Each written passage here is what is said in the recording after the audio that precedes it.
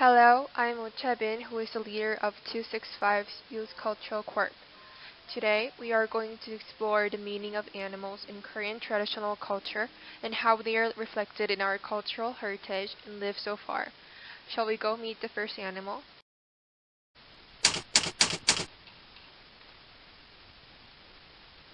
Bats can fly, but there are also mammals that give birth to and feed their young. It symbolizes witches, demons, and bad luck in the West, and wealth, luck, and longevity in the East. No matter how much I think about it, bats are not animals that are favorable to me. Just thinking about hanging upside down in a dark cave makes me scared. Ironically, however, bats were a symbol of blessing for our ancestors. How did it come to be? In Chinese, bat is bok, which is the same pronunciation with bok, which means blessings and good luck. 5 bats are meant to bring you 5 blessings, and those mean longevity, wealth, health, virtue, and natural death. In China, Chinese characters bok, meaning blessing, are placed upside down on doors in the New Year's. And bat hanging upside down pictures are also attached on doors. Also in Korean folklore, bats were widely used as auspicious designs for paintings, crafts, and furniture, as they contain the meanings of 5 blessings. An embroidered bed of coat, a bed-patterned locker, a tile, a jar, a teacup, and a norige decorating women's clothes. The bed pattern was used everywhere in our daily supplies like this. The bed design was also used as an architectural design for Gyeongbokgung. The first one is a bed on the chimneys of the flower bed of Gyeotaejeon. Along with the 10 longevity symbols, the bed was carved on top of the chimney to pray for longevity. You can find the bed pattern here in Dagyongjeon. Next to this chimney, then you can see there's a bat-shaped figure carved on the wall like this. You can see bats surrounding the bongang on the ceiling of Gangneungjeon. This can be seen as a wish for the 5 blessings of the royal family, then use this space. Unlike its appearance, the bat was welcomed as a blessing. Isn't the reason our ancestors, regardless of their status, wished the luck by placing the bat pattern beside them? Now, shall we find out about the zodiac animal that every Korean has?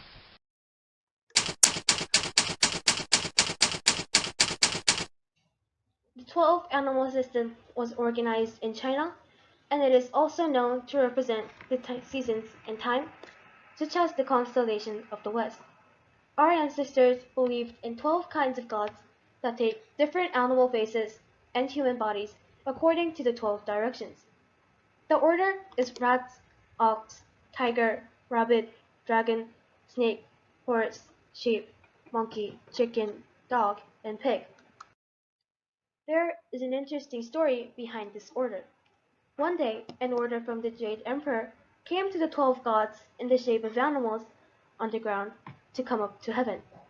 The cow was preparing the fastest and taking the lead to heaven.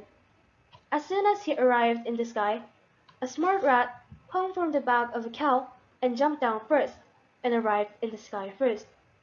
So the rat is the first of the 12 animal system. Can you see the angry face of the cow inside the picture? As I previously explained, the 12 animals of the 12 animal system each represent different time of the day. For example, mouse represent time between 11 p.m. to 1 a.m. And also, cow represent the time between 1 p.m. to 3 p.m. This time is when the animals are most active inside a single day. Also, we decide our own zodiac sign with the animals that represent each year of birth. The Chinese zodiac is a 12-year cycle, and we believe that each animal sign has its own characteristics. You can also see zodiac animals in Kundanjeon of Gyeongbokgung. The stone statues on the first floor of Worte, which goes up to Kundanjeon, are zodiac animals. However, it was not originally placed according to the order and direction of the 12 animals like this. It is assumed that the 12 gods were assigned to protect the palace or to control the time of the people and to be with them so they did not consider the order. And there are animals that couldn't be placed on Word Day, a dog and a pig. Because dogs and pigs were considered vulgar animals, they were not able to enter the palace.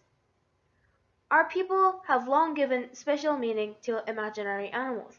Shall we find out what kind of animals they were?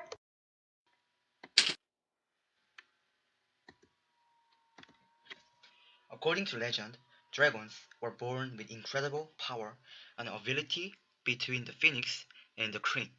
The dragon have snake head, deer antlers, ghost eyes, cow ears, snake neck, carp scales, hook claws, and tiger swords. The dragon believed that it would give us luck by controlling flood and droughts and driving out demons. In Joseon, which was an agricultural society, dragons were the object of the prayer.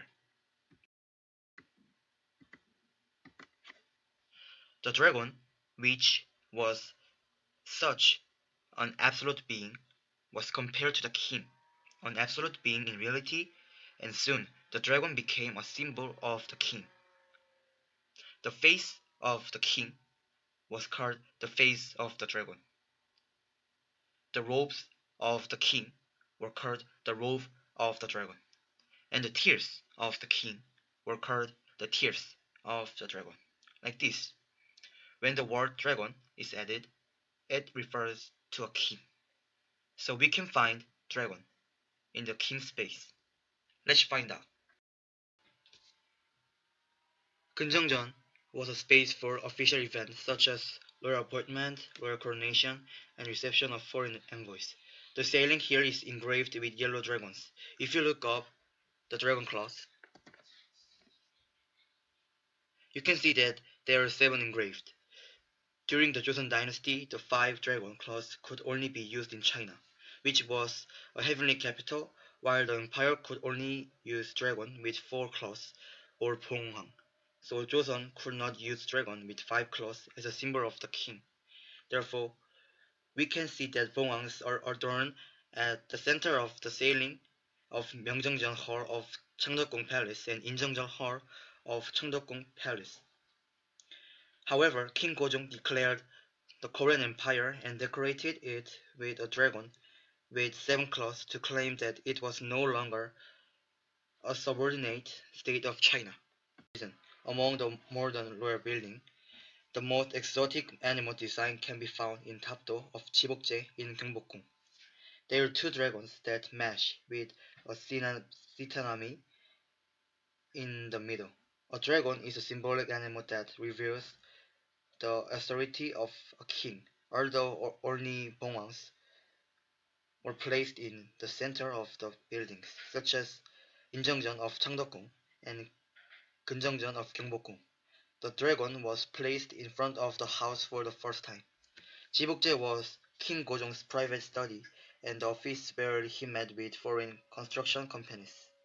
King Gojong also placed dragon decoration on the ceiling and walls of the roof of the house, which is interpreted as a show of his will to strengthen the royal authority.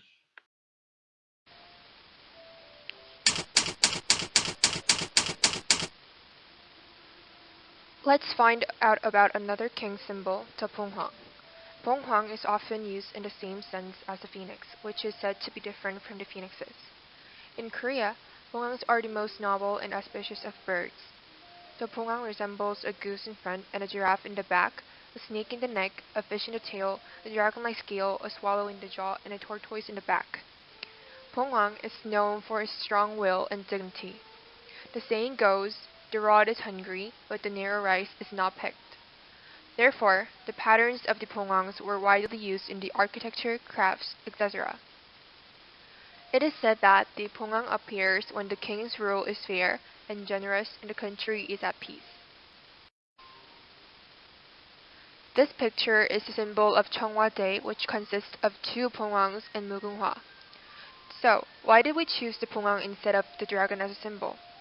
When King Gojong proclaimed the Korean Empire, called himself the Emperor, and considered the dragon a symbol. However, Pongang patterned markers have been used since 1967. It is said that the Pongang pattern, instead of the dragon, became the design of the cover, reflecting the opinion of the public survey at that time. However, it was also known that there were resistance from Christians. It was whether to put the dragon that typically represents Satan into a symbol representing the country. In the West, the monster that appears on the last day of mankind resembles a dragon, which is seen as a symbol of Satan. As a result, the symbol was designated as a Pongang. Though it does not mean more strongly than a dragon to symbolize the king, it is found in Gyeongbokgung Palace that a sculpture of the Pongang symbolizing the king. This is called tapdo, which is the path of the king. Tapdo is usually carved with a piece symbolizing the king. You can see two Pongangs carved on this tapdo. Although the Pongang was symbol of Joseon subjugation to China, it is said that the Pongang itself is an animal that means the peaceful era, so the Pongangs were engraved on tapdo to indicate the meaning of Pongang to the king who was passing by. Pongang pattern is also engraved on tapdo in Changdeokgung Palace, Changgyeonggung Palace, and Gyeonggi-gung Palace, and dragons are carved on tapdo of Deoksugung Palace.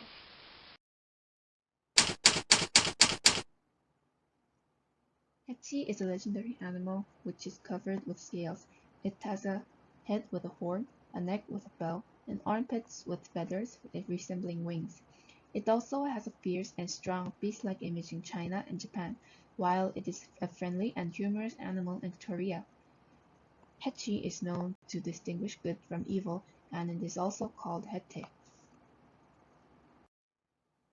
Because of our ancestors thought that Hachi was an animal that distinguishes good from evil, Hachi pattern was used for official uniforms since the Silla dynasty to promote proper politics with an honest mind. During the Joseon dynasty, officials of the Ministry of Justice wore official uniforms embroidered with Hachi on their chests. Also, they touched the tail of the Hachi in front of Gwanghwamun and recalled its impartiality when they went to work. Currently, because of this symbolism, Hachi stands in front of the law-related institutions like the National Assembly Building, the Supreme Prosecutor's Office, and the Judicial Training Institute. Since ancient times, Hachi has been regarded as an inconspicuous animal that prevents fires and disasters, as well as features and fairness. So we often see a Hachi on the door as a traditional Korean heritage. The Hachi in front of Gwanghwamun was built in 1864 during the reconstruction of Gyeongbokgung Palace. There is one standing on each side in front of Gwanghwamun. Those are symbolically erected to help the palace avoid fire or disasters. Inside Gyeongbokgung Palace, you can find the building that Hachi is guarding. This is Jagyongjeon, which used to be King Gojong's foster mother's residence. Usually, no Hachi is set up in front of a building inside the palace, except the place where the king stayed. There are two reasons why it is in front of Jagyongjeon. First, King Gojong specially added his mother's residence to prevent her from being in danger of fire. In fact, Jagyongjeon Hall was the place where the fire broke out again after King Gojong rebuilt Gyeongbokgung Palace. For these reasons, we still find a lot of Hachi around us. So we learned about animals in our traditional culture.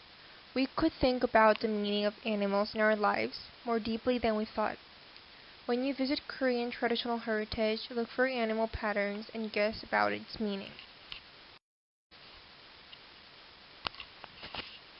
I think you will have more fun. See you next time.